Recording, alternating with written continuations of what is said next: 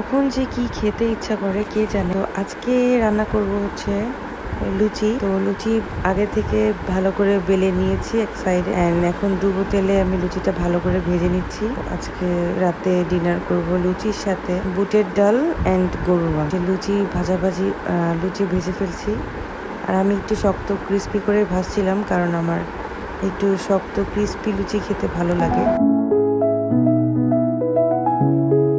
তো এই যে সমস্ত লুচিগুলো, সবগুলো লুচি এভাবে ভেজে নিয়েছি।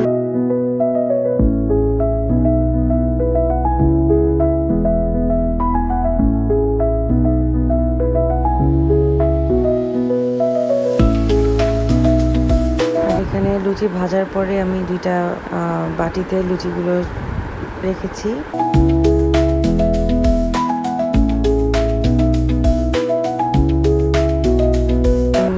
বুটের ডালের সাথে গরুর মাংস সার্ভ করা হবে, আর এটা দিয়ে আজকে আমরা রাতে ডিনার করেছি।